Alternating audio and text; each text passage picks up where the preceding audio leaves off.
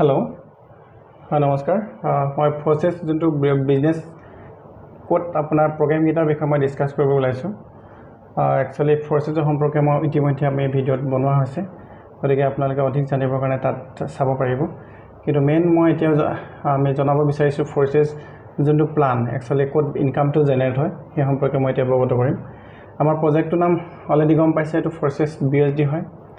ये वर्ल्डर eight decentralise क्रिप्टोकारेंसी based platform ये forces जो प्रोजेक्ट क्रिएट होइसिले गोटे वर्ल्डत 31 জানুৱাৰী 2020 क्रिएट होइसिले क्रिएटर होइसे मिस्टर लाडू राशिया जन सफ्टवेयर डेभेलपर तेखेते सिस्टम तो क्रिएट करि प्लानी आपनार फार्स्ट अवस्थात किन्तु क्रिप्टोकारेंसी एटु क्रिप्टोकारेंसी बेस्ड प्लेटफर्म एटा क्रिप्टोकारेंसी को दुटा पार्ट थाके दुटा भाग थाके किसुमान अनस्टेबल क्रिप्टोकारेंसी थाके जेनेके बिटकॉइन एथेरियम ट्रन किन्तु आमार जो क्रिप्टोकारेंसी प्रथम अवस्थात 2020 ये प्रोजेक्ट दुटा क्रिप्टोकारेंसी पर काम करिसिले एटा नाम होइसिले आपनार एथेरियम आन एटा नाम आছিলে आपनार ट्रन एटा एथेरियम एटा ट्रन किन्तु कथा हल जेतिया गोटे वर्ल्डत एथेरियम ट्रनत 2020 काम হৈ আছিল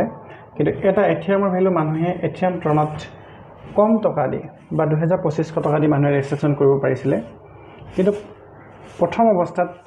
হুচাৰূপে চলি আছিল কিন্তু এটা সময়ত ইয়াৰ নেট ফিস গ্যাস ফিস ইমান বৃদ্ধি পালে আমাৰ নিচিনা নৰ্মেল মানুহে বিজনেছটো কাম কৰিব নোৱাৰাৰ কাৰণে মিস্টাৰ লাডে উতে ওয়াৰ্ল্ডৰ প্ৰত্যেকজন ব্যক্তিৰ কাৰণে চিন্তা কৰি প্লানি কি কৰিলে ফোৰ্সেস BSD প্ৰজেক্টটো লঞ্চ কৰিলে আপোনাৰ 1 জুন 2021 1 জুন 2021 लॉन्च करिले जेतो এটা स्टेबल क्रिप्टोकारेंसी आमी सौभाग्यवान कारण ए BSD आमी काम কৰিবলৈ অপচন পাইছো এটা स्टेबल क्रिप्टोकारेंसी পট ইয়া যদি আমি কৰ্ম কৰো আমি ফিউচাৰ কেতিয়া বিপদৰ সন্মুখীন নহও কাৰণ ইয়ান 1 BSD মানে হৈছে 1 BSD আপুনি যদি INR যদি চাই ইন্ডিয়ান মানি যদি আপুনি চাই INR ইনটু 80 रुपीस 80 টকাতে থাকিব হেতু কাৰণে আমি ইয়াত प्रॉब्लम सम्मुखीन नहौ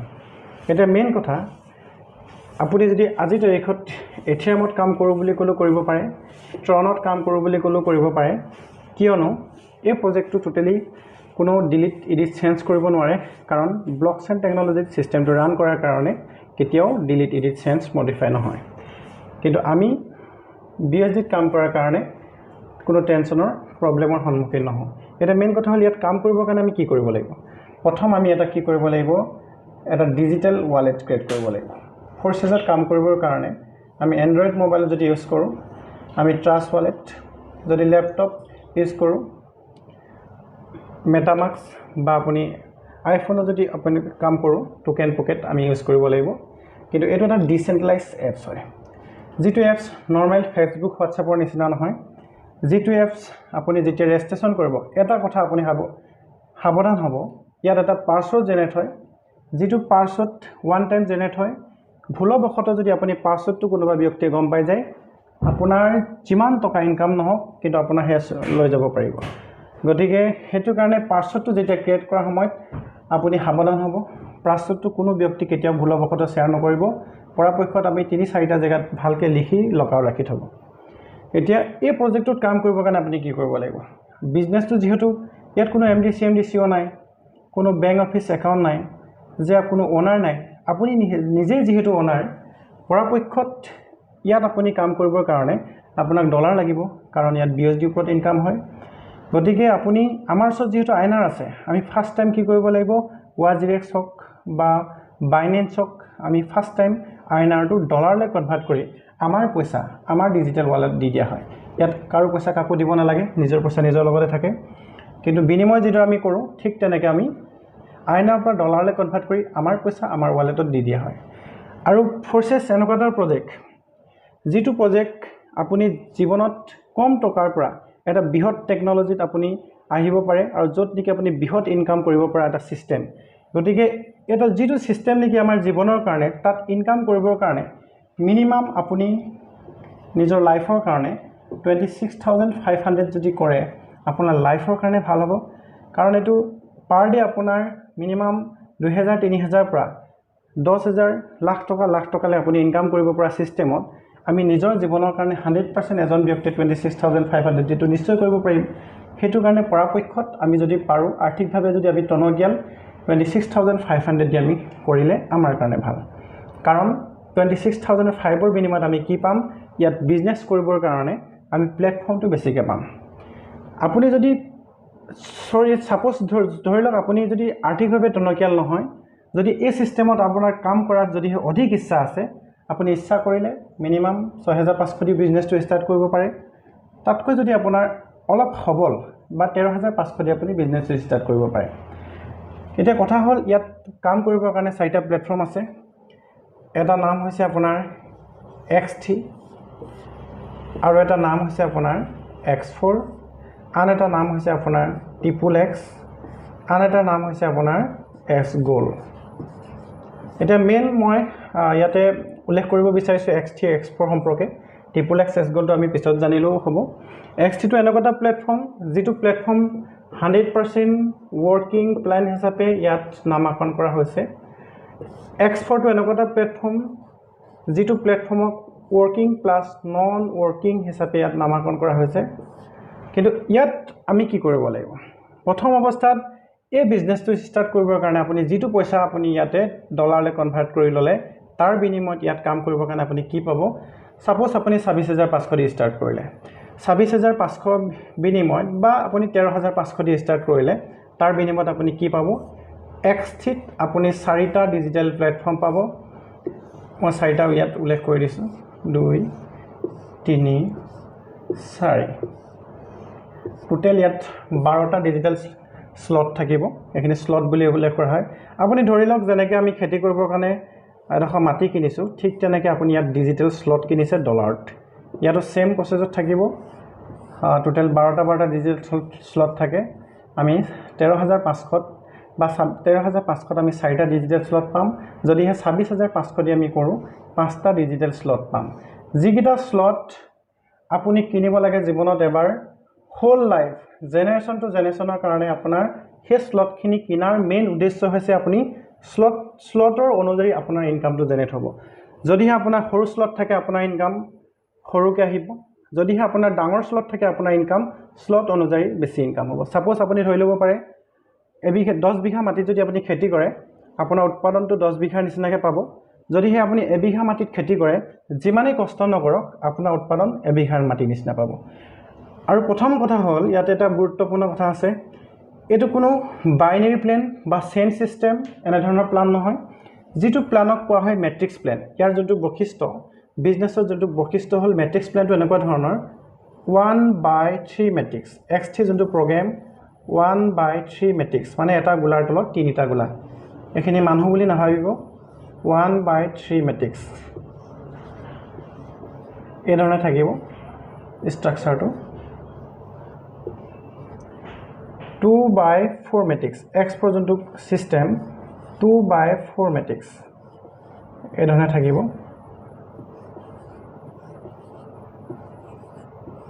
দুটা গোলাৰ তলত চাৰিটা গোলা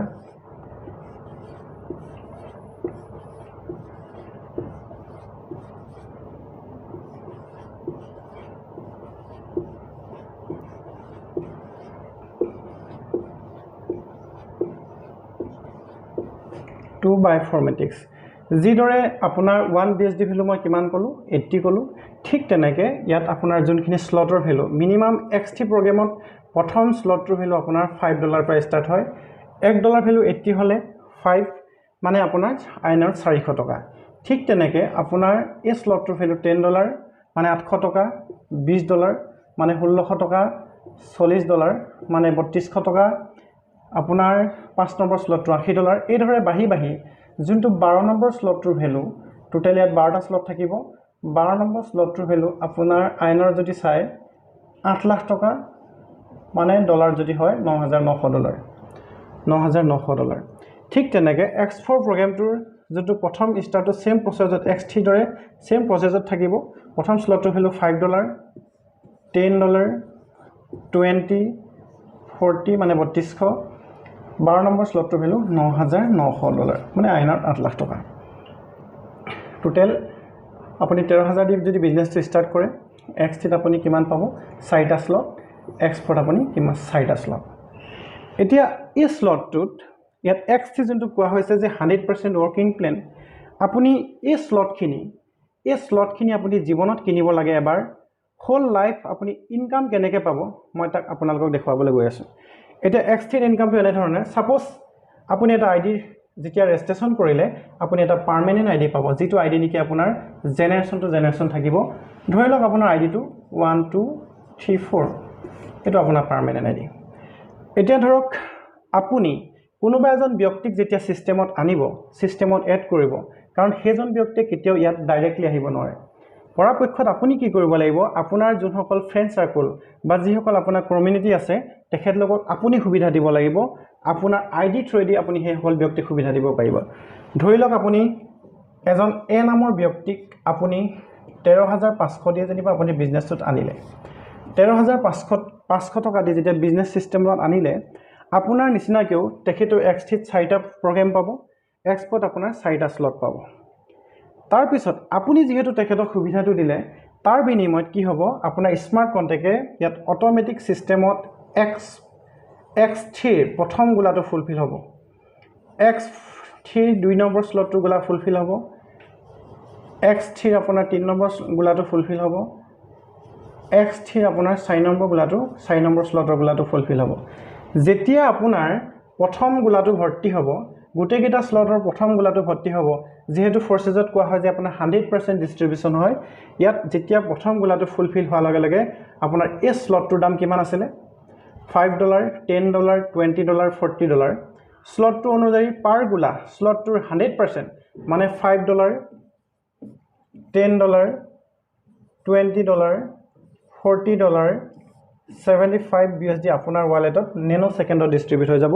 আৰু সেই পইচা আপুনি লগালগ বেংক একাউণ্টত ট্ৰান্সফাৰ কৰিব পাৰিব ইয়াৰ প্ৰথম গুলাটোৰ পইচা আপোনাৰ ওয়ালেটত জমা হ'ব আপোনাৰ ডিজিটেল ওয়ালেটত নেনো সেকেন্ডত ডিস্ট্ৰিবিউট হৈ যাব হে একে এ নামৰ ব্যক্তিজনৰ গুলাটো X4 প্ৰজেক্টত ওপৰ গুলাটো ভৰ্তি হ'ব ইয়াত ওপৰ গুলাটো ভৰ্তি হ'ব ওপৰ গুলাটো ভৰ্তি হ'ব ওপৰ গুলাটো ভৰ্তি হ'ব কিন্তু এটা কথা যেতিয়া আপোনাৰ X4 প্ৰজেক্টত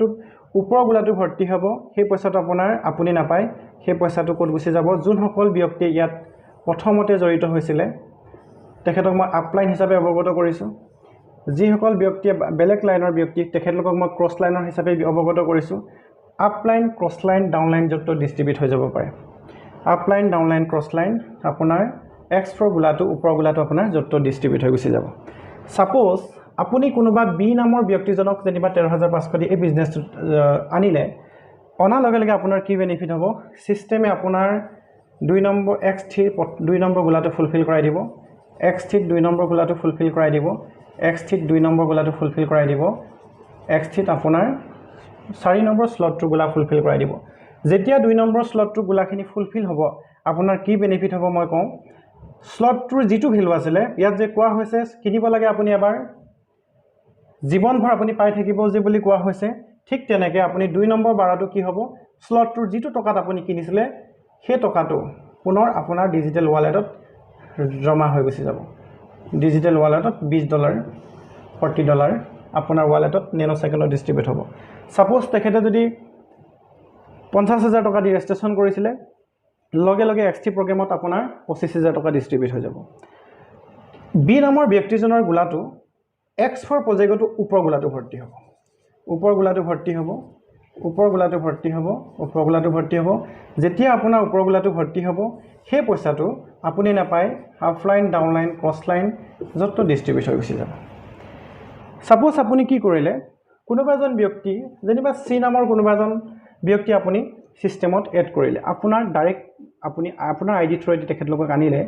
যেতিয়া 3 নম্বৰ ব্যক্তিজনক আপুনি আনিব আপোনাৰ কি বেনিফিট হ'ব 3 নম্বৰ গুলাটো ভৰ্তি হ'ব X3 প্ৰগ্ৰামৰ 3 নম্বৰ গুলাটো ভৰ্তি হ'ব 3 নম্বৰ গুলাটো ভৰ্তি হ'ব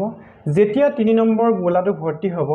আপোনাৰ এটা সাংঘাতিক বেনিফিট লাভ কৰিব আপুনি সাংঘাতিক সুবিধা লাভ কৰিব কাৰণ যোনটো স্লট যোনখিনি আপুনি স্লট বা কিনি ৰাখিছিলে সেই স্লটখিনিত পুনৰবাৰ ইনকাম পাবৰ কাৰণে সম্পূৰ্ণ ঘৰখিনি আপোনাৰ খালি হৈ যাব সম্পূৰ্ণ ঘৰখিনি আপোনাৰ খালি হৈ যাব মই তলতে দেখুৱাই দিছো এই ধৰণে আপোনাৰ খালি হৈ যাব একচুয়ালি একে জায়গাতে থাকিব সিস্টেমটো কিন্তু এই ধৰণে মই আপোনালোকে বুজিবৰ কাৰণে মই লিখি দিছোঁ এই ধৰণে খালী হৈ যাব হোৱাৰ লগে লগে ইনকাম পুনৰ আপোনাৰ সোমাবৰ কাৰণে ঘৰখিনি ৰেডি হৈ যাব কিন্তু 3 নম্বৰ গোলাটো পইচা যোনে আপোনাক সুবিধাটো দিছিলে তেখেতক আপুনি আপলাইন হিচাপে অৱগত কৰিব পাৰি আপলাইনত ডিস্ট্ৰিবিউট হৈ গুচি যাব আপলাইনত পইচাটো ডিস্ট্ৰিবিউট হৈ গুচি যাব কিন্তু সেই 3 নম্বৰ ব্যক্তিজন বা C নম্বৰ ব্যক্তিজনৰ গোলাটো আপোনাৰ X4 প্ৰজেক্টত $5 ঘৰটোত প্ৰথম গোলা আপুনি ফুলফিল হ'ব $10 ঘৰটোত আপোনাৰ পইচা ডিস্ট্ৰিবিউট হ'ব $20 ঘৰটোত পইচা ডিস্ট্ৰিবিউট হ'ব $40 ঘৰটোত আপোনাৰ পইচা ডিস্ট্ৰিবিউট হ'ব তাৰ বিনিময়ত আপুনি কিমান পাব X4 প্ৰজেক্টত $5 10 20 40 গোটেই স্লটখিনি 100% আপুনি ইনকাম আপোনাৰ ওয়ালেটত নেনো সেকেন্ডত ডিস্ট্ৰিবিউট হৈ গুচি যাব ধৰি লওক আপুনি কি কৰিলে ডি নামৰ কোনোবা এজন ব্যক্তিক যেনিবা আপুনি 13500 দি সিস্টেমত আনিলে যেতিয়া ডি নামৰ কোনোবা এজন ব্যক্তিক আনিব আপুনি X3 প্ৰজেক্টত মই যে কৈছিলো আপোনাৰ ইনকাম পুনৰ আহিব আহা লগে লগে প্ৰথম গোলাটো পুনৰ ভৰ্তি হ'ব 20 গোলাটো ভৰ্তি হ'ব মানে আপুনি কিনিছিলে এবাৰ বাৰম্বাৰ আপুনি লাইফ টাইম স্লটটোৰ 100% যিটো টকা দি কিনিছিলে সেই গোলাটোৰ এমাউন্ট আপুনি হোল লাইফ পাই থাকিব এতিয়া ডি নম্বৰ ব্যক্তিজনৰ গোলাটো পুনৰবাৰ $5 $10 $20 $40 আপোনাৰ ওয়ালেটত ডিস্ট্ৰিবিউট হৈ যাব মানে তেখেতে যদি 50000 দি কৰিছিলে আপোনাৰ ওয়ালেটত 25000 সোমাই যাব X3 প্ৰজেক্টত X4 প্ৰজেক্টটো মিনিমাম $5 10 স্লটটো 100% $20 $40 যদিহে তেখেতে 50000 টকা দি বিজনেছটো ষ্টাৰ্ট কৰিছিলে গুটি সম্পূৰ্ণ 50000 আপুনি সুবিধা দিয়াৰ কাৰণে X3 প্ৰজেক্টটো 50 আপোনাৰ 50 50000 টকা বা X4 প্ৰজেক্টটো 50000 যদি 1 লাখ টকা দি কৰিছিলে X3 50000 X4 50000 লগে লগে ডিস্ট্ৰিবিউট হ'ব যদি 13000 দি কৰিছিলে গুটি সম্পূৰ্ণ 13000 টকা X3 X4 প্ৰজেক্টত আপোনাৰ ভৰি যাব সাপোজ আপুনি যেনিবা 5 নম্বৰ ব্যক্তিজনক 13500 দি ৰেজিষ্ট্ৰেচন কৰিলে পুনৰবাৰ $5 to 40 মানে স্লটখিনি 100% $5 $10 20 40 X4 প্ৰজেক্টটো $5 10 20 40 মানে তেখেতে যদি 1 লাখ টকা দি বা 50000 টকা দি ৰেজিষ্ট্ৰেচন কৰিছিলে সম্পূৰ্ণ যিটো টকা দি বিজনেছত জড়িত কৰিছিলে গুটি সম্পূৰ্ণ পইচাটো তেখেতৰ তাত ডিস্ট্ৰিবিউট হৈ গুচি যাব তাৰ পিছত পুনৰ আপোনাৰ ৰিসাইকেল আকৌ ইনকামৰ ৰাস্তা মুকলি X3 প্ৰজেক্টত তেনেকৈ আপোনাৰ whole life generation to generation স্লটটো 100% আপুনি হোল লাইফ পাই থাকিব কিন্তু ইয়াতে এটা গুৰুত্বপূৰ্ণ কথা যেতিয়া আপুনি শেষৰ স্লটটো যিটো পইচা দি আপুনি কিনিছিলে সেই স্লটটোৰ যেতিয়া দুটা গোলা ফুলফিল হ'ব আপুনি কি কৰিব আপোনাৰ বিজনেছটো যাতে কেতিয়া প্ৰবলেমৰ সন্মুখীন নহয় বা লছ নহয় আপুনি শেষৰ স্লটটোৰ দুটা গোলাৰ পইচা আপুনি কেতিয়াও ইউজ নকৰিব বা কেতিয়াও নাখাব সেই গোলাগিটাৰ পইচা আপুনি কি কৰিব নেক্সট স্লটটো আপুনি আপগ্ৰেড কৰাই ল'ব যাতে আপোনাৰ বিজনেছটো ডেভেলপ হয় আৰু আপোনাৰ ইনকামো মাৰ নপৰে হেতু হল X3 প্ৰগ্ৰাম X3 প্ৰগ্ৰামত আপুনি আনলিমিটেড কমিউনিটি গঠন কৰিব পাৰে এটো যে কিন্তু কোনো চেন ওয়াইজত নহয় আপুনি আনলিমিটেড কমিউনিটি গঠন কৰিব পাৰে আনলিমিটেড আপুনি ডাইৰেক্ট লাইন দিব পাৰে প্ৰতিটো লাইনে যদি ভিতৰত যদি এটা লাইনে যদি আপোনাৰ ভালকে চলে এটা লাইনৰ পৰা আপুনি আনলিমিটেড আপুনি ভাবিব নোৱাৰা এটা ইনকাম গ্ৰোথ কৰিব পাৰিব এটো হল X3 কিন্তু X4 টো এনেকুৱা আচৰিত প্লান যেটো প্লানে এই প্ৰজেক্টৰ মেইন বৈশিষ্ট্য হিচাপে পৰিগণিত হৈছে কাৰণ X4 XXX গল এনেকুৱা এটা প্লান যেটো প্লানক কোৱা হয় working plus non working এটা কথাটো হল working non working কেনেকৈ আপোনাৰ ইয়াত আহিব মই দেখুৱাইছো আপোনাৰ যোনটো X4 প্ৰজেক্টৰ লাষ্ট 4 নম্বৰ স্লটটো ইয়াত ওপৰ গোলাগিটাৰ পইচা আপুনি নাপায় আপলাইন ক্ৰসলাইন ডাউনলাইন যত ডিস্ট্ৰিবিউট হৈ যাব কিন্তু শেষৰ যোনটো $40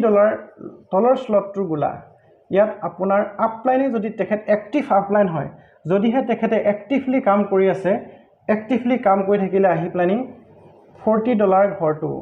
মানে X4 যোনটো $40 ঘৰটো ফুলফিল হ'ব পাৰে তাৰ বিনিময়ত তেখেতে কি পাব স্লটটোৰ 100% মানে $40 পাব যদি ক্ৰস লাইনৰ ব্যক্তিসকল তেখেতলোকে এক্টিভলি এপ সিস্টেমত কাম কৰি আছে ক্ৰস লাইনৰ যদি এক্টিভলি কাম কৰি থাকে তেতিয়া ক্ৰস লাইনৰ পৰা আহি X4 গোলাত ভৰ্তি হ'ব পাৰে তেতিয়া কিমান পাব স্লটটোৰ 100% বা তেখেতৰ যদি এজনো ব্যক্তি এই পাঁচজন যেটো মই উদাহৰণ দিলো পাঁচজনৰ ভিতৰত যদি এজনো এক্টিভ পাৰ্সনে যদি ভালকে কাম কৰি থাকে সেই এজন পাৰ্সনৰ পৰা তেখেতক মই ডাউনলাইন হিচাপে অৱগত কৰিছো তেখেত এজনো কাম কৰি থাকিলে আপোনাৰ এই স্লটটোৰ ইনকাম স্লটটোৰ 100% পাব যেতিয়া 4 নম্বৰ গোলাটোৰ ইনকাম জেনেৰেট হ'ব 4 নম্বৰ ইনকাম জেনেৰেট হোৱাৰ লগে লগে সেই স্লটটো পুনৰ ৰিচাইকেল হ'ব মানে ইনকামৰ ৰাস্তাটো পুনৰ মুকলি হৈ যাব আৰু সেই ইনকামটো আপোনাৰ আপলাইন ডাউনলাইন ক্ৰছলাইন ডিস্ট্ৰিবিউট হৈ যাব কিন্তু তাৰ বিনিময়ত আপোনাৰ কি বেনিফিট হ'ব পুনৰ ইনকাম সোমাবৰ কাৰণে ঘৰটো ৰেডি হৈ যাব তাকে কোৱা হয় আপোনাৰ হেতু কাৰণে কোৱা হয় এই প্ৰজেক্টটোত আপলাইন ডাউনলাইন ক্ৰছলাইনে কাম কৰিলো যত নেকি পইচা ডিস্ট্ৰিবিউট হয় কিনিব লাগে এবাৰ কিন্তু হোল লাইফ যিটো টকা দি আপুনি স্লটটো কিনিছিলে সেই ইনকামটো জেনাৰেশন টু জেনাৰেশন আপুনি বেনিফিট পাই থাকিব যদিহে আপোনাক লাখ টকা কোটি টকা ইনকাম কৰা সপোন আছে আপুনি তেতিয়া কি কৰিব